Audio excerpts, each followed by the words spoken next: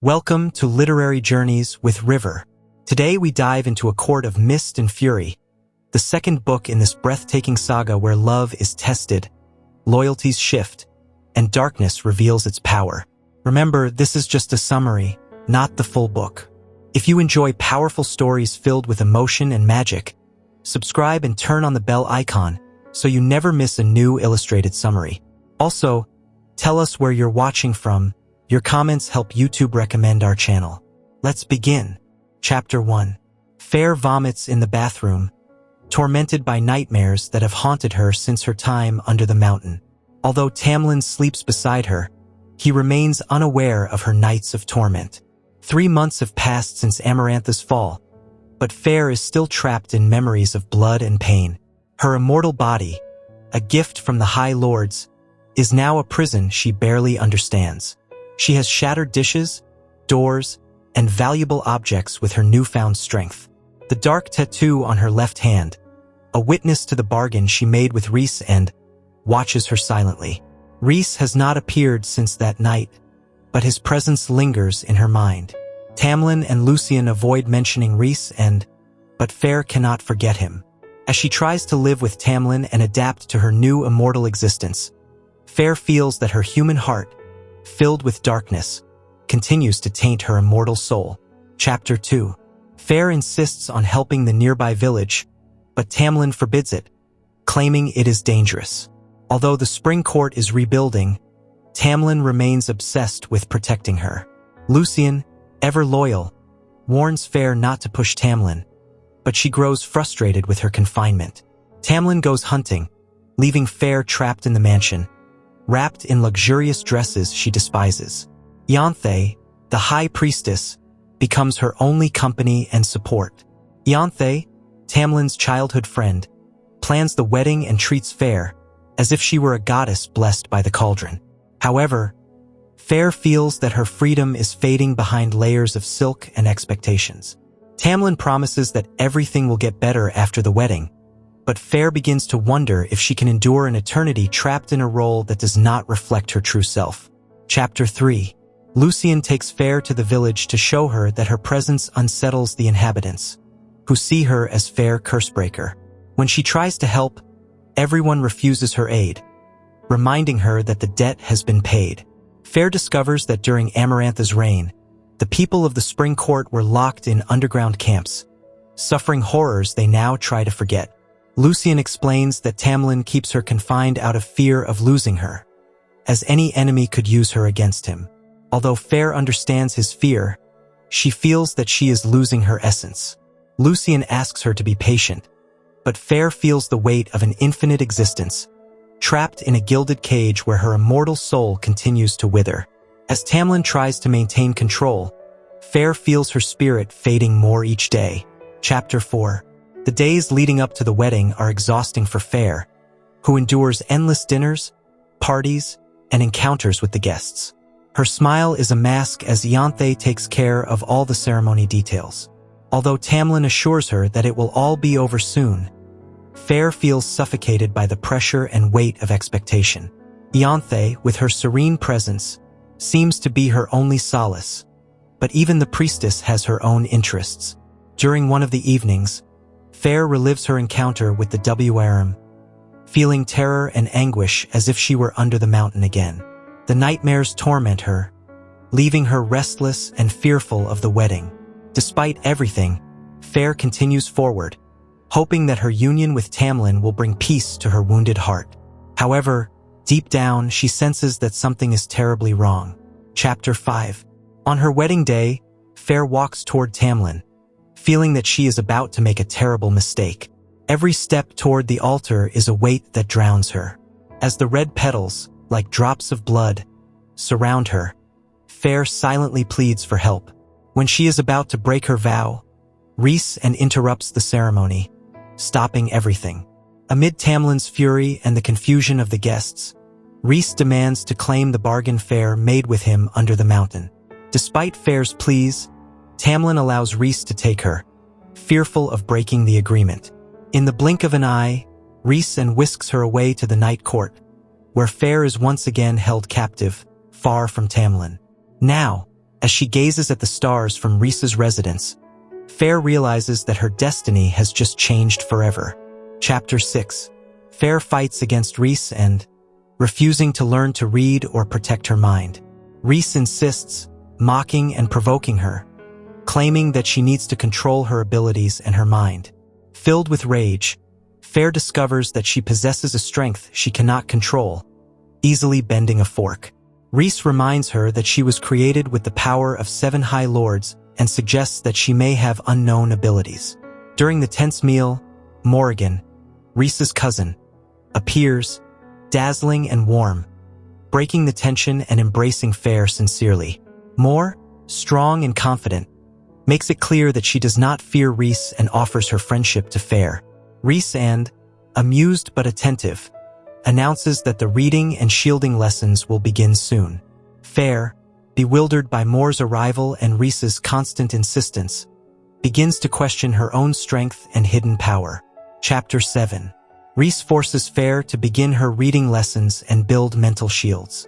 At first, Feyre struggles with her fears and resentments, but little by little, she manages to form a diamond wall in her mind, protecting herself from Rhys's intrusion. Although she still hates him for what he did under the mountain, Feyre cannot help but notice that Rhys seems concerned about something much bigger. The sentences Feyre is forced to read are provocative, increasing her annoyance toward Rhys. During an intense practice session, Rhys demonstrates how someone can enter her mind and manipulate her thoughts, making her understand the importance of mental protection. In the end, Feyre successfully expels Rhys from her mind and raises a strong shield.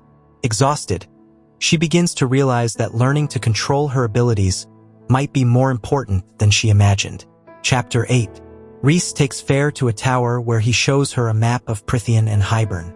Feyre, not fully understanding, senses the tension in Rhys as he reveals that the king of Hybern plans to invade the continent and tear down the wall that protects the humans. Rhys explains that Amarantha was merely an experiment and that Hybern is now preparing something far worse. He warns that if they do nothing, war will be inevitable and could destroy the human world. Rhys confesses that he needs her help, not only to learn to control her powers but also to track something that could change the course of the war. Shocked, Feyre begins to realize that her role might be far greater than she ever imagined and that, without training, her power could become her greatest weakness. Chapter 9. Rhysand offers Feyre a choice: be a pawn in the Spring Court or become a weapon to protect her family and Prythian. He explains that the powers she possesses, granted by the 7 High Lords, could rival or even surpass his own if she learns to control them. Rhys warns that if Hybern attacks, Feyre might be the only one standing between the king and her human family. Feyre, caught between her love for Tamlin and the responsibility she feels toward the world, decides to think it over. During that week, she practices her lessons and begins to understand her abilities better. However, when Rhys leaves to handle urgent matters, Feyre begins to feel lonely and trapped in a gilded cage, wondering if she will ever truly be free. Chapter 10. Feyre returns to the Spring Court after her time with Rhysand. Although Tamlin welcomes her back with desperation and relief, his fear and distrust consume him. He begins to interrogate her about everything she saw and heard in the Night Court. Feyre tells him about the Sack Temple in Caesarea and Hybern's possible alliance with other clans. Terrified by the possibility that Feyre possesses immense abilities, Tamlin forbids her from training or exploring her powers. Despite Feyre's pleas to prepare for war, Tamlin insists on keeping her safe, controlling her more than ever. The tension between them grows, and Feyre feels suffocated in the cage that Tamlin has created to protect her. As the shadow of war looms, Feyre begins to understand that perhaps Tamlin is incapable of seeing the true threat that approaches. Chapter 11. Feyre returns to the Night Court after another week at the Spring Court, marked by indifference and pain. Rhys confronts her after noticing her suffering and asks her to accept his help to prevent Prythian from experiencing the same horrors he endured during his years under Amarantha. During breakfast, tension rises as Rhys tries to get Feyre to talk about her fears, but she refuses. Rhys leaves books for her to pass the time and distances himself, giving her space. When he returns, Feyre finds temporary comfort in reading, feeling less lonely among fictional characters. Tension resurfaces when Rhys insists on helping her heal, provoking an emotional outburst from Feyre that results in a burst of power, revealing her latent abilities. Exhausted and lost, Feyre accepts the food Rhys offers her, but the weight of the past continues to oppress her. Chapter 12. Feyre is confined to the Spring Court mansion by Tamlin, who overprotects her after an unknown threat arises in his lands. Lucien tries to convince Tamlin to let Feyre train and control her powers, but Tamlin refuses, fearing that other High Lords might discover her abilities. Feyre suffers in silence, trapped in the monotonous routine of the mansion, surrounded by servants who barely look at her. Ianthe, manipulative and cunning, suggests dark alternatives to control Feyre. Lucien, powerless, promises to try to help her, but Tamlin's decision remains unyielding. Feyre's desperation grows as her freedom diminishes, and her mind fills with darkness and emptiness, recalling the prison she endured under the mountain. The tension culminates when Tamlin denies her request to accompany him, sealing the house with a magical shield that traps her, unleashing Feyre's terror and pent-up fury. Chapter 13. Trapped and caught in a spiral of despair, Feyre releases a wave of darkness that paralyzes the Spring Court guards. Alice, terrified, calls for Mor, who arrives just in time to rescue her. Determined and strong, Mor takes Feyre away from the mansion, transporting her to the safety of the Night Court. Rhys welcomes her, both furious and relieved, after Mor manages to extract her without violating the court's rules. When Feyre awakens, she feels the weight of relief but also the uncertainty of her future. Rhys offers her the option to stay in the Night Court as long as she wants, and although Feyre knows she will have to return to Tamlin one day, the thought of going back to that prison fills her with terror. She accepts Rhys's offer, and with his characteristic sarcasm, he proposes that she work for him to keep herself occupied. The promise of freedom and understanding that Rhys offers begins to awaken a spark in Feyre, although her heart remains divided. Chapter 14.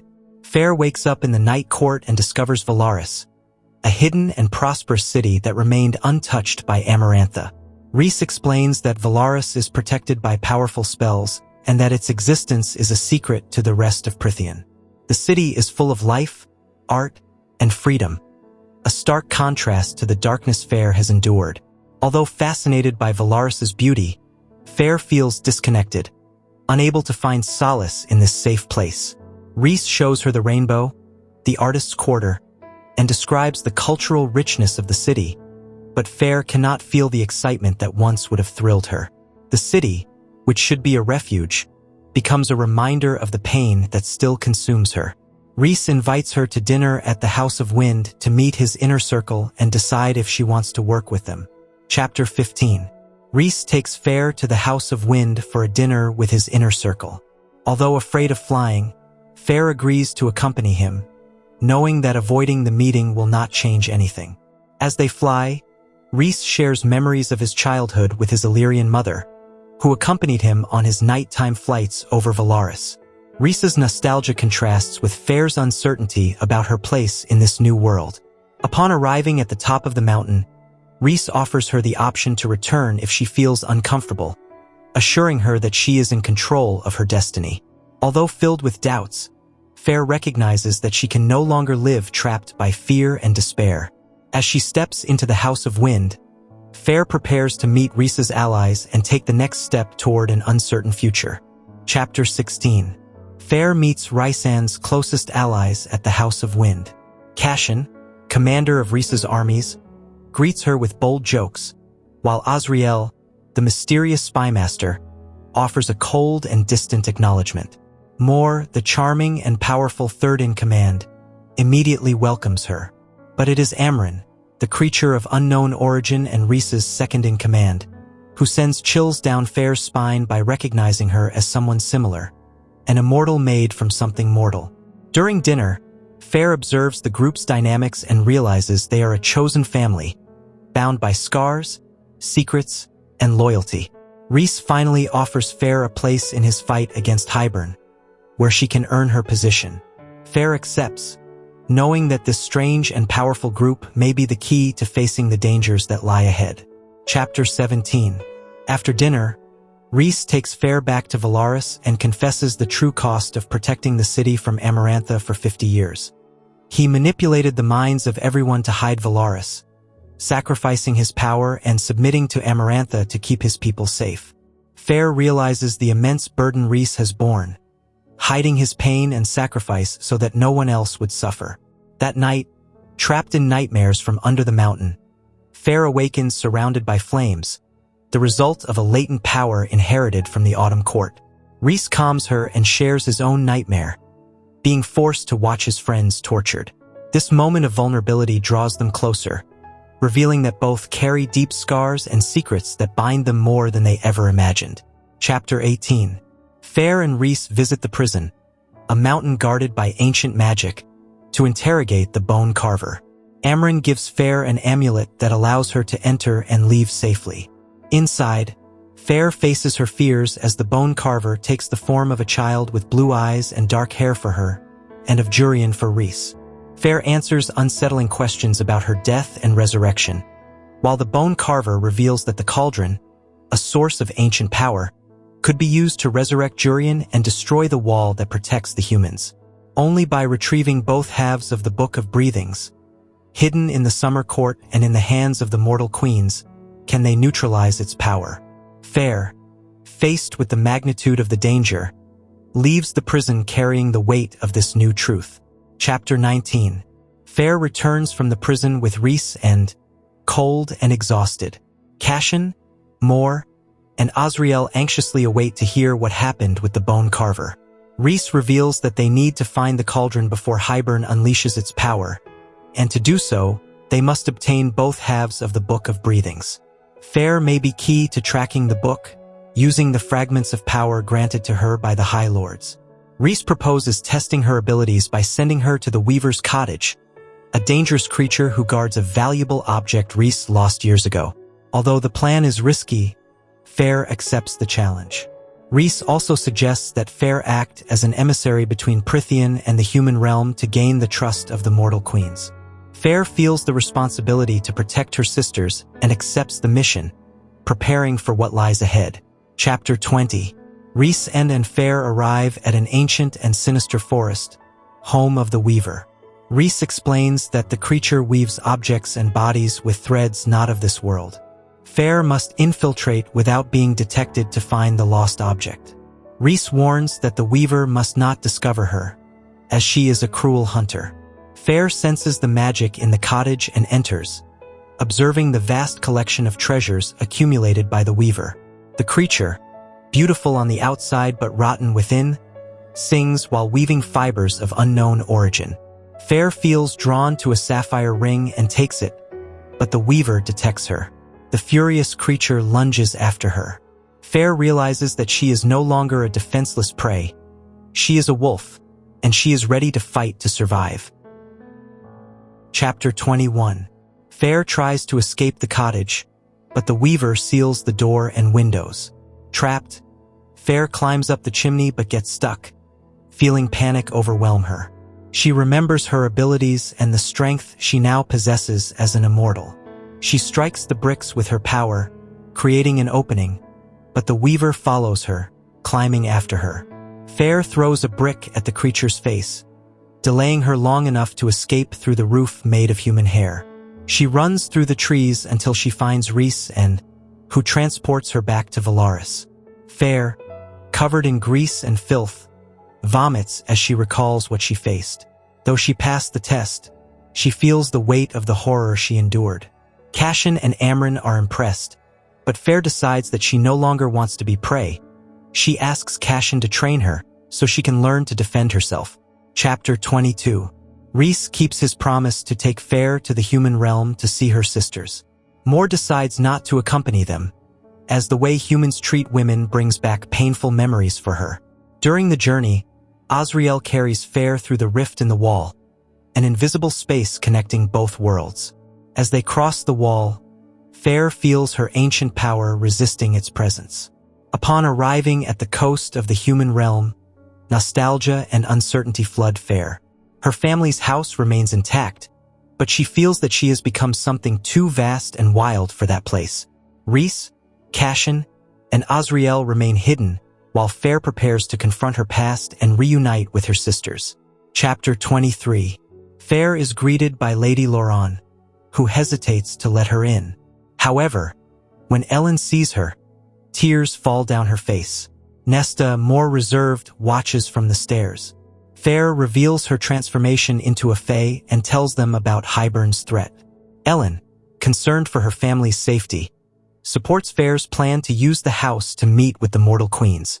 Nesta, though reluctant, agrees grudgingly, recognizing the danger they face. During the conversation, Feyre learns that Ellen is engaged to Grayson, the son of a lord obsessed with protecting against the Fae. Nesta reveals her distrust of Grayson's father and fears that the property will become a prison for Ellen. Despite the tensions, Feyre feels that she has taken the first step in protecting her family and saving her people. Chapter 24. Ellen took hours to ensure that the staff locked up the house and left.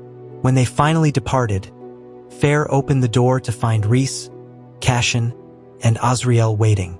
Inside, Nesta and Ellen received them in the dining room. The sisters were stunned to see the Illyrian warriors, but Nesta, ever protective, stood in front of Ellen. Feyre introduced her sisters to the 3 Fae males, and although Rhys tried to be kind, Nesta remained hostile. During dinner, Nesta challenged Feyre about her new Fae nature, which provoked Cashin's fury as he defended Feyre and reproached Nesta for allowing her younger sister to risk her life for them. Despite the tension, they agreed to stay the night at the house and send letters to the mortal queens to arrange a meeting. Chapter 25. Feyre and Rhys went to the forest to train her magic, but she struggled to light a candle. While practicing alone, she exchanged playful messages with Rhys through their bond. However, her peace was shattered when she was attacked by the Adder, who caught her by surprise.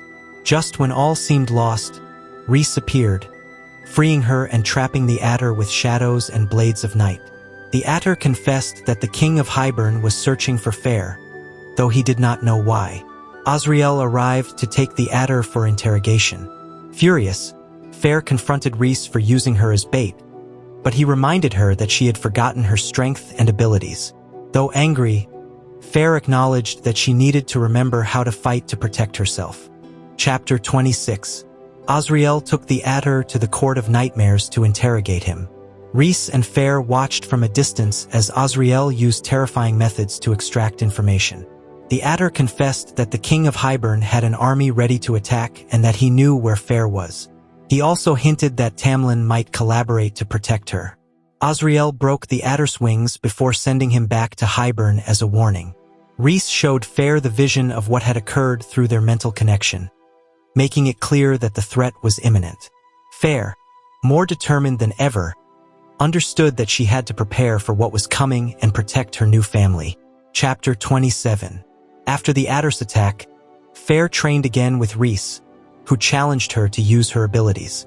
Frustrated and furious, Feyre channeled her power and, for the first time, managed to transport herself through the shadows, surprising even Rhys. During training, she confronted Rhys, demanding that he never use her as bait again and stop manipulating her. Rhys, impressed by her strength, apologized and acknowledged his mistake.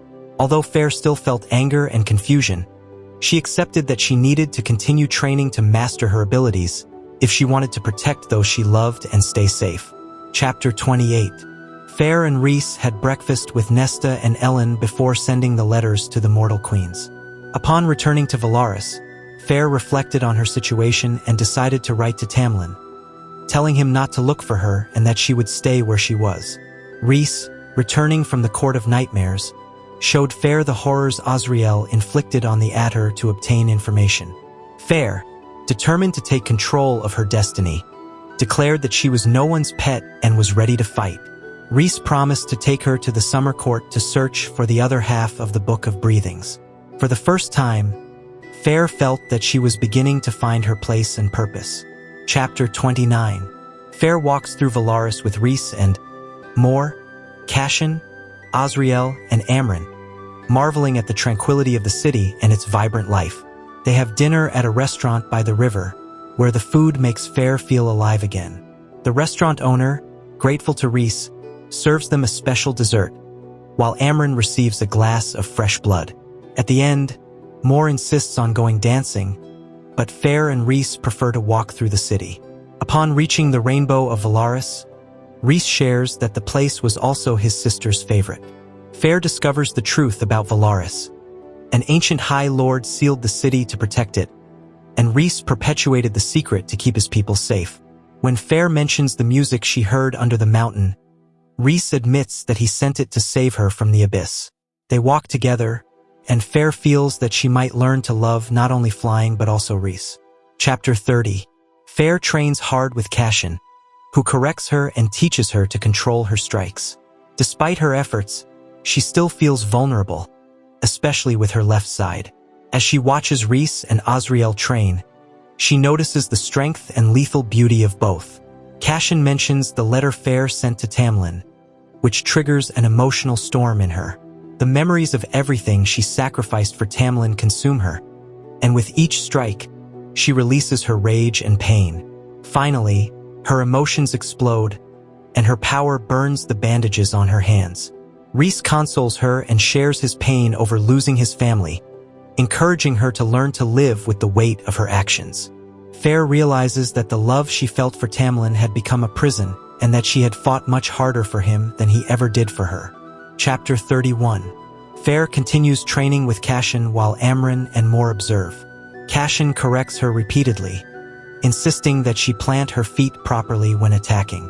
Tension rises when Cashin questions Mor about her whereabouts the previous night, but she avoids answering, making Feyre more aware of the complicated relationship between Mor, Cashin, and Azriel. Rhys arrives and announces that the invitation from the summer court has arrived. Only Feyre, Amren, and Rhys will go, as Cashin is forbidden entry and Azriel is busy with the spies. The mission is clear.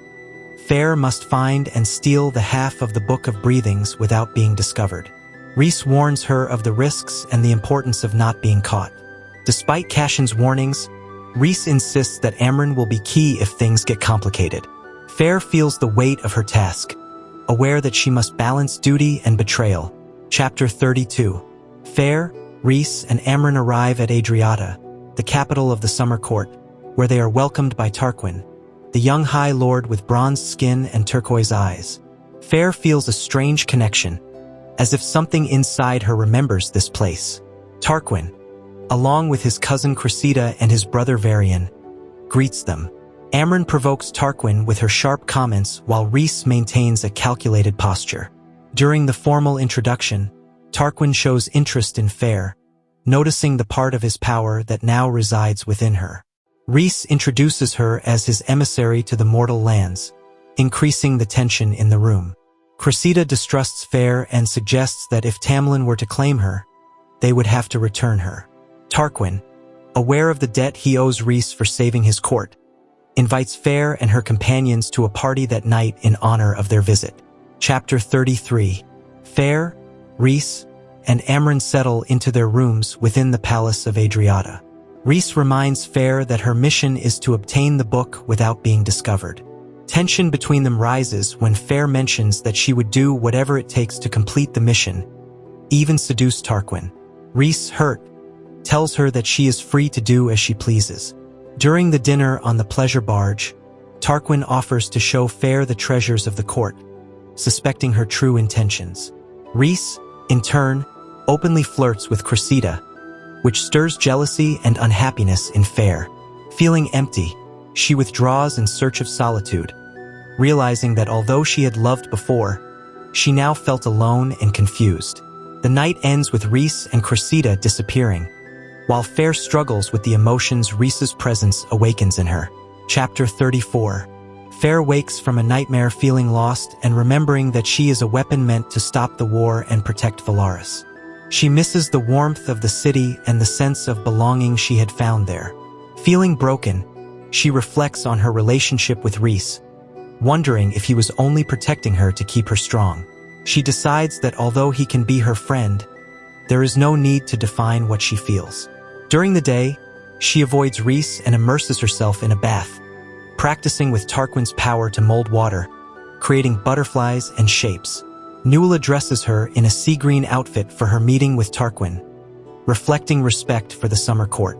When she meets with Tarquin, Feyre avoids Rhys's gaze and pretends to be interested only in her host, feeling a strange connection and growing tension between her duty and her emotions. Chapter 35. Feyre continues her plan to find the half of the book.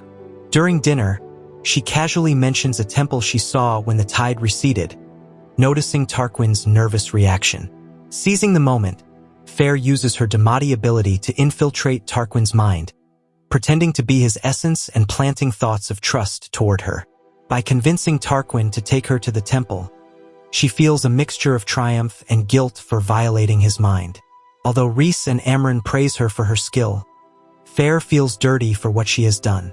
That night, Rhys admits that he saw her in action and praises her quick learning in manipulating minds, but Feyre cannot help feeling like a traitor.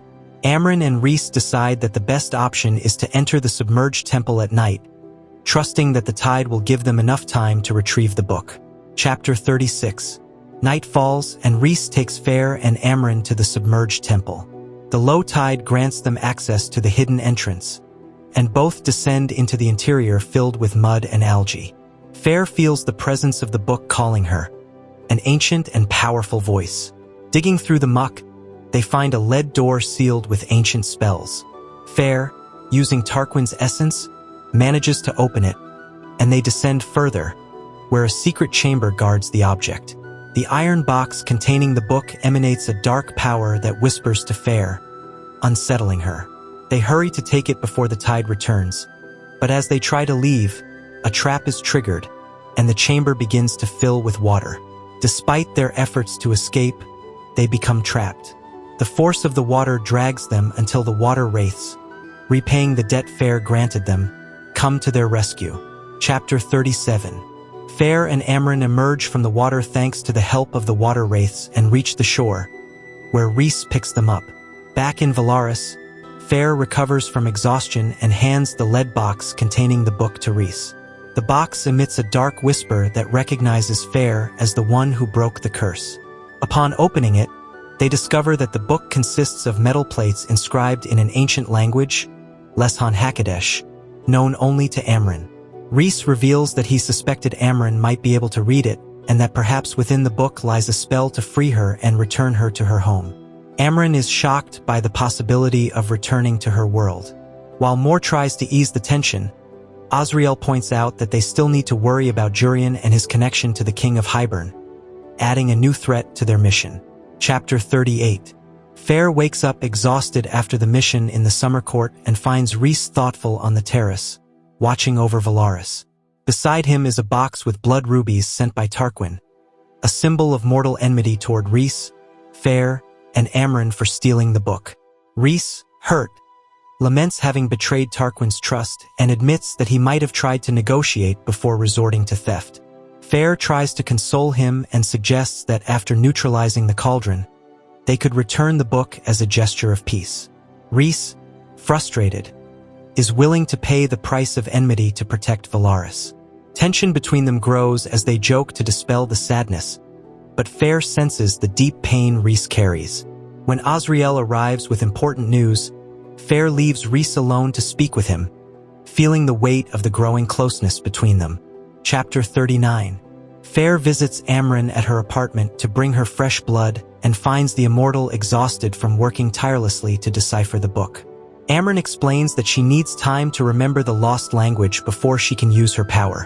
While they talk, Amren mentions Varian, who sent her the stolen ruby necklace from Tarquin as a gesture to appease the enmity. Weeks pass as Feyre trains her body and powers, trying to master the abilities she inherited from the High Lords. During this time, Rhys tells her the story of Miriam and Draken, who escaped together after the war and created a land where humans and Fae lived in peace. This story inspires Feyre, who also discovers that she is beginning to heal her inner emptiness and feels a spark of inspiration to paint again. Meanwhile, Rhys and his court search for a way to convince the mortal queens. Chapter 40. Rhys, Feyre, and their court meet with 5 of the 6 mortal queens, who arrive with distrust and demands. The eldest queen, cold and calculating, makes it clear that they are not interested in defending the humans from the imminent war, preferring to sacrifice territories to preserve their power. Feyre pleads for the other half of the book, explaining the threat of Hybern, but the queens refuse to give it without proof. Moore intervenes and tells them about Miriam and Draken, who achieved peace between humans and Fae in their hidden land. However, the queens insist that they need proof that Rhys is not the monster the rumors depict him as. Rhys, barely containing his fury, promises to obtain the proof, and the queens vanish, leaving behind a lingering threat. The meeting ends in disappointment, and Feyre feels that peace is farther away than they had imagined. Chapter 41. Rhys, furious over the queen's refusal, plans to use the Veritas, a magical orb that reveals the truth, to convince them of Valaris's existence and its peaceful people. The orb is kept in the Court of Nightmares, under the custody of Moore's father, and Rhys plans to retrieve it during a visit to that court. While Feyre tries to support Rhys, he fears that she will see the monster he has to become to maintain power in the Court of Nightmares. Feyre, determined to help, insists on accompanying him. Rhys tells her about Moore's traumatic past, where she was sold by her family to Eris and brutally punished after her rejection. Feyre's anger grows as she understands the pain Moore endures.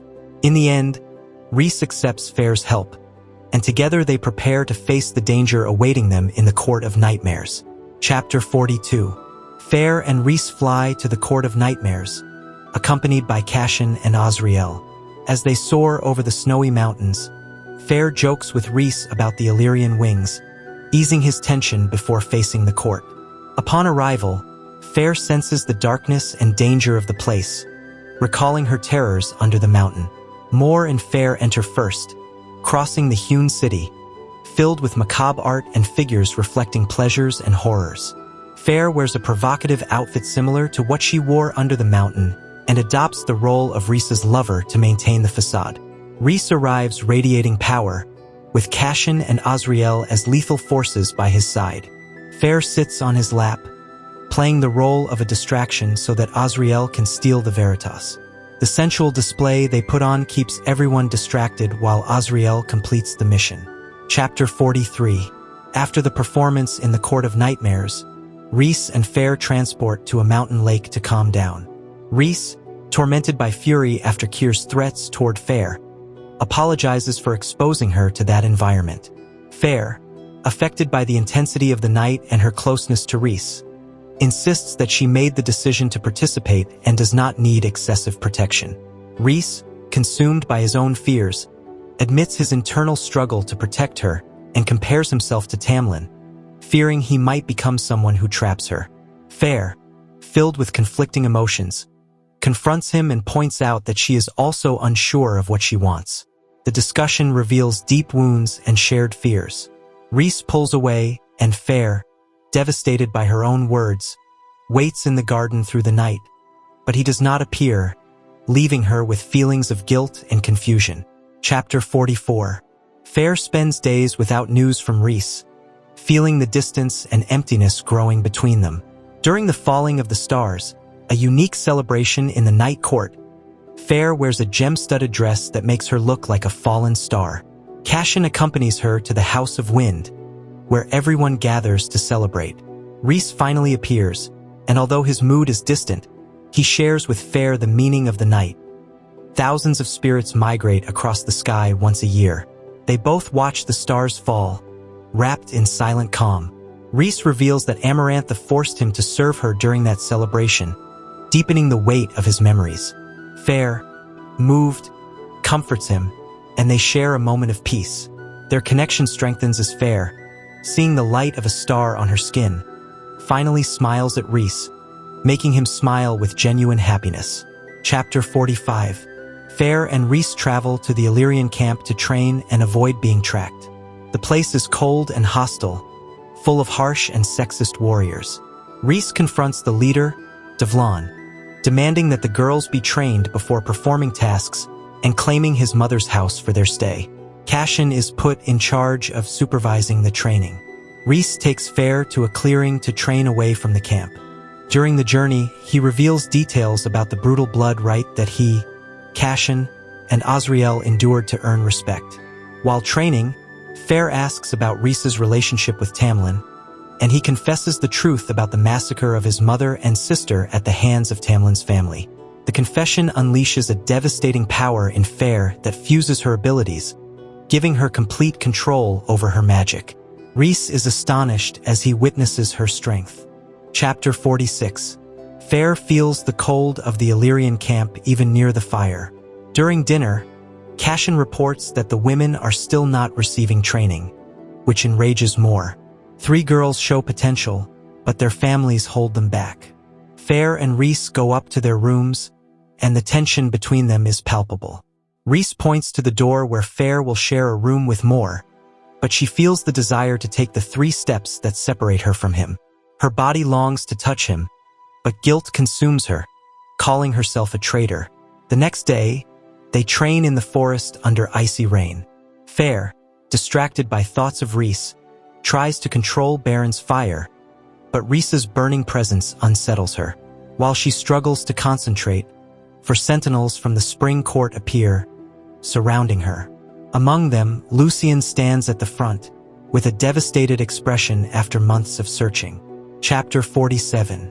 Feyre, confronted by Lucien and the sentinels, senses the threat of returning to the spring court. Lucien begs her to come back, claiming that Tamlin is desperate. Feyre, firm and cold, rejects the offer and aims her arrow at him. Lucien perceives the change in Feyre, her strengthened body and steely expression. He tries to convince her to return willingly, but Feyre reminds him how he abandoned her when she begged for help. Lucien admits his mistake, but Feyre is no longer the same. When he tries to touch her, she unleashes her new power, transforming into smoke and shadow, and reappears behind the sentinels. Rhys arrives at her side, radiating lethal power, and humiliates Lucien with venomous words. Feyre warns that if Tamlin sends anyone else, she will destroy them. Lucien, defeated and warning of the consequences, retreats. Feyre and Rhys transport away, leaving behind the shadow of her former home. Chapter 48. Rhys and Feyre find refuge in a rundown inn, where only a small attic room is available. The atmosphere is cold, and the tension between them intensifies when they realize there is only one bed. Feyre tries to stay calm while Rhys looks for food. Upon his return, they share a hot stew, and the conversation turns tense with confessions. Rhys admits that he watches her in a way that consumes him, while Feyre confesses that she constantly thinks about him. When night falls, the cold forces Feyre to accept sharing the bed with Rhys to stay warm. Their bodies brush against each other, and although they both try to resist, desire consumes them. Rhys caresses Feyre, and she gives in, allowing him to explore her until he brings her to climax. However, they go no further, leaving an unsatisfied yearning that envelopes them as they fall asleep in a nest of shared warmth. Chapter 49. Feyre wakes up in Rhys's arms, feeling more protected than ever. As they fly together toward the Illyrian mountains, the tension grows. Rhys, distant, is hiding something important. When Feyre confronts him, he mentions that there is a story he needs to tell her, but he doesn't get to it. Mid-flight, ash arrows rain down from the trees, piercing Rhys's wings and legs. The poison paralyzes his power, and when he realizes they are cornered, he throws Feyre away to save her. Rhys falls, wounded and vulnerable, while Feyre crashes into the branches and manages to slow her fall with an air shield. Lost in the darkness, Feyre feels her bond with Rhys weakening and decides to track him. She transforms into a shadow and follows the trail of his captors, guided by the scent of his blood. Cold fury consumes her as she promises that if Rhys does not survive, those responsible will pay with their lives. Chapter 50. Feyre finds Rhys in a cave, chained and brutally beaten. Ash arrows pierce his wings, and his back is marked with lashes. Driven by fury, Feyre kills the guards and frees him. Transporting him is exhausting, but she manages to get him to a safe cave. At dawn, Rhys remains unconscious, and Feyre, desperate, summons the Suriel. The creature reveals that the cure lies in her blood, thanks to the gift from the Dawn Court's High Lord. It also mentions that Rhys is her mate. Shocked and hurt by the revelation, Feyre returns and gives her blood to Rhys, who begins to recover. When she confronts him, Rhys admits that he has known since under the mountain but never told her. Feyre, devastated by the betrayal, demands to return to the Illyrian camp. Rhys, full of pain and guilt, transports her, aware that he might have lost Feyre forever. Chapter 51. Feyre returns to the camp with Rhys injured and collapses in the mud in front of Cashen and Mor, who rush to her side. Mor's expression reflects concern upon seeing the pain in Feyre's eyes. When Rhys calls out to her, Feyre, cold and overwhelmed by emotions, asks Mor to take her away. Mor transports her to an isolated cabin in the mountains, surrounded by snow and tranquility. Feyre observes the desolate landscape, a reflection of the emptiness she feels inside.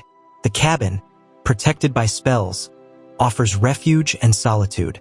Mor explains that the house has provisions and warmth, but Feyre only wants to be alone to process the pain and betrayal. As she departs, Mor warns that Rhys will try to find her, but Feyre asks her not to reveal her location. Left alone, Feyre feels the weight of the silence and the immensity of her new reality. Chapter 52. Feyre finds momentary peace in the cabin, where she immerses herself in long baths to calm her body and mind. The words mating bond haunt her, filling her with confusion and pain. While exploring the cabin, she discovers paintings, brushes, and vibrant colors.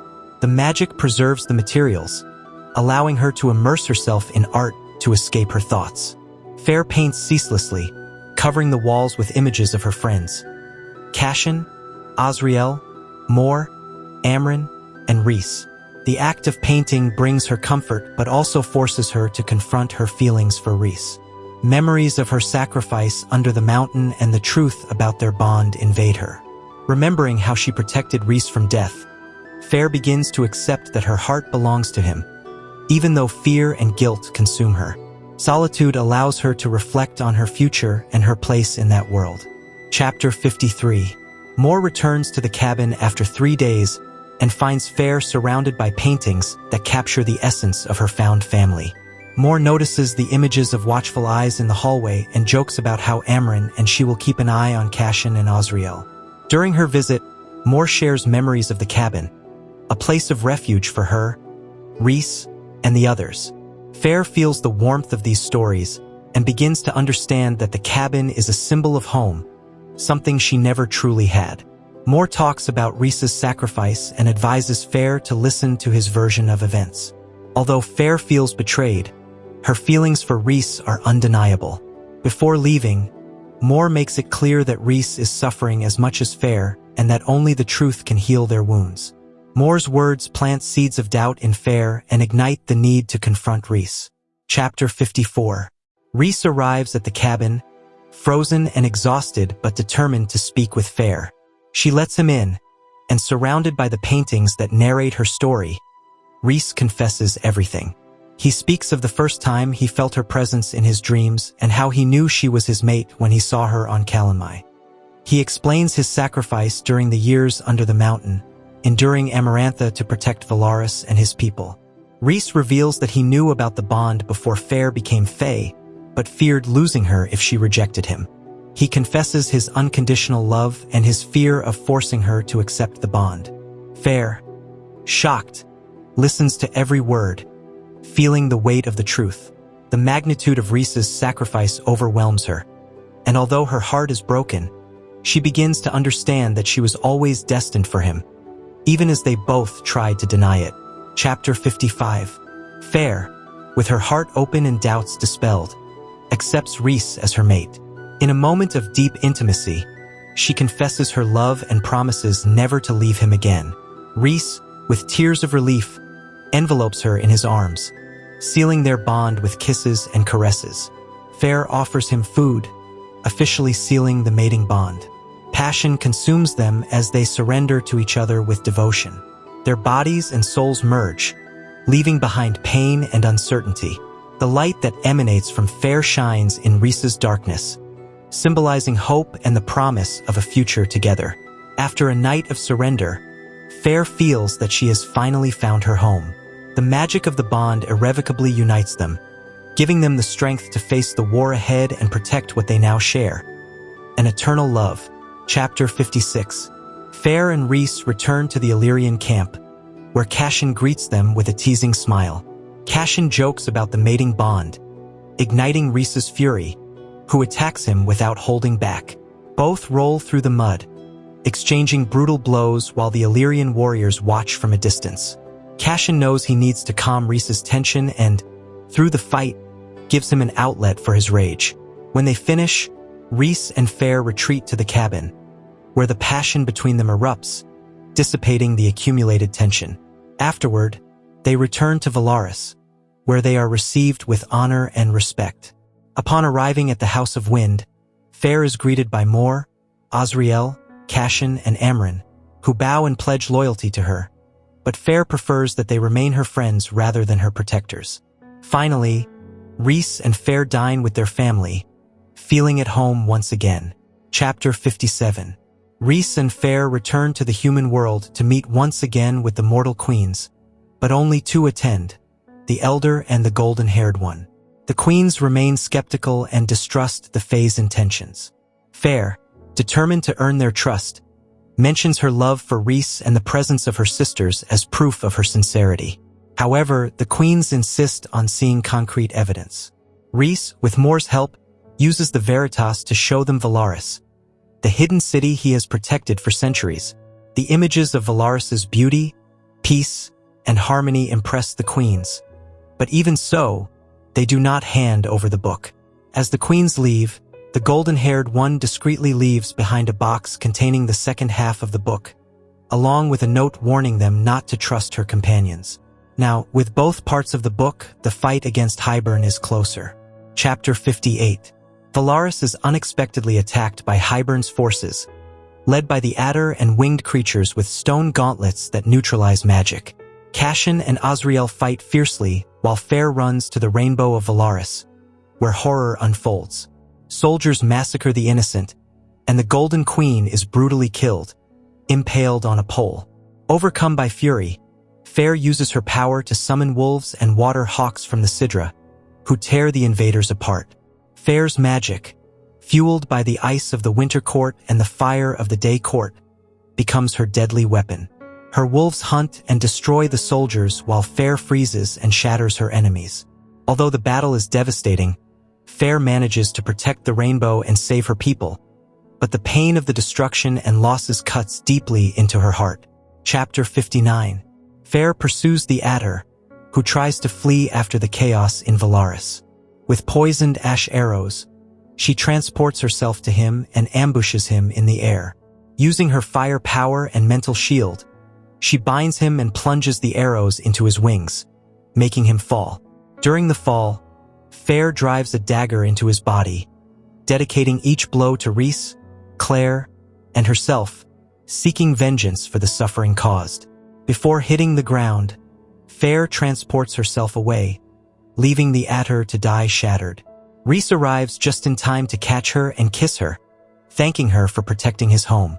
Feyre, exhausted and covered in blood, weeps in Rhys's arms as Velaris falls into silence after the devastation.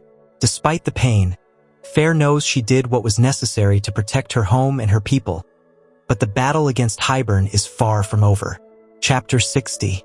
After the attack, Velaris lies in ruins, and its inhabitants work hard to rebuild the city. Cashin and Azriel, wounded but alive, work alongside Feyre and Mor to help the survivors. Amren, exhausted after unleashing her power, promises to stay and protect Velaris while the rest prepare to go to Hybern. Rhys and Feyre find solace in each other's arms, sharing the guilt and pain of what happened. Feyre assures Rhys that they deserve happiness and vows to protect what they have built. The next day, Amren deciphers the book's code, revealing that to destroy the cauldron, they must touch it directly. The group plans to infiltrate Hybern, with Feyre willing to take the risk. Finally, Rhys and Feyre decide to share a room, sealing their union of body and soul. While Feyre keeps Rhys's ring for the day they can celebrate their love. Chapter 61. Feyre, Rhys, Cashin, Azriel, Mor, and Amren prepare to infiltrate Hybern and destroy the cauldron. Feyre is covered in steel leaves and hidden knives, ready for any threat. Amren warns Rhys about the king of Hybern's power and asks him not to stay too long. Mor transports Feyre and Cashin to the secret entrance, while Azriel flies ahead to secure the path. The night in Hybern is dark and ancient, with cliffs as white as bones sheltering a half-ruined castle, full of magic and danger. Cashin recalls his previous visits and the feeling of horror that overwhelmed him. They reach the secret door guarded by Mor, who guides them inside after Azriel's signal. Feyre feels the cauldron's call deep within the castle and knows that her destiny is pulling her toward that primal darkness. Chapter 62. Feyre and her group reach the cauldron, a massive structure forged from dark iron, with legs torn from ancient temples. As she approaches, Feyre feels a pulsing heartbeat calling her, as if the cauldron wants to possess her. Azriel and Cashin stand guard while Mor urges Feyre to hurry. Upon touching the cauldron, Feyre is invaded by a torrent of primal power, feeling fire, ice, and the very essence of creation. The halves of the Book of Breathings whisper promises of power, urging her to unite them to control the cauldron. Feyre, absorbed by the magic, places both halves together, releasing a wave of energy that shakes the surroundings. However, just as Feyre prepares to recite the spell, Jurian appears, interrupting the process. The resurrected human warrior confronts them, and his presence signals a deadly trap. Feyre realizes that something has gone terribly wrong and that the situation is about to collapse. Chapter 63. Jurian mocks Feyre and her friends, revealing that his presence was a distraction while the king of Hybern prepared a spell to trap them. Rhys appears beside Feyre, but when he tries to use his power, he discovers it is blocked. The king's magic prevents them from escaping or fighting. Jurian reveals his hatred for Rhys and Mor, mentioning his desire for revenge over Miriam and Draken. Cashin and Azriel prepare to fight, but the king of Hybern descends the stairs, surrounded by guards. The king, with eyes full of malice, confirms that the trap was designed to capture and divide them. An ash arrow shot by Jurian injures Azriel, leaving him gravely wounded. Unable to use their magic, Rhys and Feyre are at the king's mercy. Despair fills the air as they realize their mission has failed and their fate is now in the hands of the enemy. Chapter 64. Tamlin and Lucien appear alongside the king of Hybern, revealing their betrayal. Tamlin made a deal with Hybern to get Feyre back, handing over her allies in exchange. Feyre, devastated, confronts Tamlin, who insists that Rhys manipulated her using the bond. The king plans to break the bond between Feyre and Rhys to return her to Tamlin. Feyre struggles to resist, feeling her connection to Rhys weakening. Tamlin tries to convince her to come back, but Feyre, filled with rage and pain, promises to destroy everything if they separate her from her mate. Rhys remains still, hiding his desperation, while Feyre pretends to submit to protect her family. In a calculated move, Feyre allows the king to believe the bond has been broken, while her mind weaves a plan to protect those she loves. Tamlin's betrayal is etched into Feyre's heart, where no love for him remains. Chapter 65. The king of Hybern presents the mortal queens, who demand proof of the cauldron's power. As a demonstration, the king throws Ellen and Nesta into the cauldron to transform them into Fae. Ellen, terrified and trembling, is the first to be submerged, emerging radiant and with pointed ears. Lucien is shocked to see her and discovers that Ellen is his mate.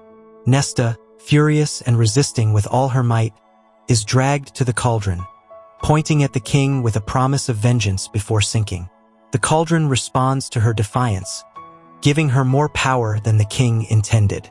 Nesta emerges from the water transformed, with a gaze filled with rage and power. As Feyre watches helplessly, her sister's fate is sealed. Lucien and Nesta protect Ellen, but the war is just beginning, and Feyre senses that the cauldron has awakened something dark and lethal within her older sister. Chapter 66. Feyre watches Lucien fixate obsessively on Ellen, now transformed, while the king of Hybern mocks the queens to accept immortality. Desperation grows in Feyre, who realizes her loved ones are in danger. Without hesitation, she devises a plan. She pretends that Rhys's control over her has been broken, approaching Tamlin and begging him to take her back to the Spring Court. Feyre uses her day court power to dismantle the castle's wards, clearing the way for Rhys, Mor, Cashin, and Azriel to escape with her sisters. Feyre begs the king to break the mating bond, deceiving everyone. The pain is unbearable when the king pretends to sever it. Rhys and his court understand Feyre's sacrifice as she is dragged away by Tamlin while her heart breaks. Feyre is now infiltrated in the Spring Court, ready to destroy it from within. Chapter 67. Tamlin transports Feyre back to the Spring Court, ignoring her trembling and apparent weakness. Lucien, sensing something strange, watches Feyre with suspicion, especially when she mentions recovering her sisters. While the King of Hybern and the Queens celebrate their victory, Feyre remains calm, convinced that her plan has worked. Deep inside, she feels the bond with Rhys intact, though painfully silent. The castle's magical wards were destroyed thanks to her day power, allowing Mor to escape with her sisters and Rhys to retreat with Cashin and Azriel. Lucien seems to notice that Feyre is not as broken as she appears. However, Feyre maintains her role, feigning submission to avoid suspicion. In the end, she promises Tamlin that she is home forever, while her mind plots to destroy everything that betrayed her family and court from within. Chapter 68. Rhys returns to Valaris with Cashin and Azriel gravely injured. Amren and Mor fight to keep them alive while Rhys, devastated, cannot stop thinking about Feyre. The pain of the apparent breaking of the mating bond nearly destroys him, but Rhys understands the truth. The King of Hybern only broke the bargain Feyre and he made, not their mating bond. Feyre is now infiltrated in the Spring Court, ready to spy and destroy from within. Rhys reveals that before the mission, Feyre was secretly made High Lady of the Night Court, equal to him, something no one knows. The bond remains intact, and Rhys feels her strength. Although his heart aches, Rhys trusts that Feyre will fulfill her mission. Now, with war imminent and Feyre inside the enemy's lair, Rhys vows that together they will destroy Hybern, Ianthe, and all those who betrayed them. Chapter 69. Feyre returns to the Spring Court with Tamlin, pretending weakness and relief at being back. The beauty of the court remains the same, but Feyre sees only a prison adorned with flowers. Lucien watches her with suspicion, sensing something strange in her behavior, especially when Feyre expresses her desire to help in the war and rescue her sisters. Tamlin, blinded by love and guilt, promises that they will do things differently. Feyre feigns vulnerability, gaining his trust while keeping her bond with Rhys intact and hidden. Lucien, aware of his mating bond with Ellen, doubts Feyre but cannot act without endangering his mate. As Tamlin leads her toward the mansion, Feyre, High Lady of the Night Court, steps into the heart of the Spring Court with one goal: to destroy them all from within. The game has begun. We've reached the end of A Court of Mist and Fury, a story of transformation, freedom, and the power born from pain. Thank you for watching this journey through Prythian. If you like this summary, subscribe, give it a thumbs up, and share it with your fellow readers. Now tell me in the comments, do you think Feyre made the right choice at the end? Or was her destiny bound to Rhys and all along?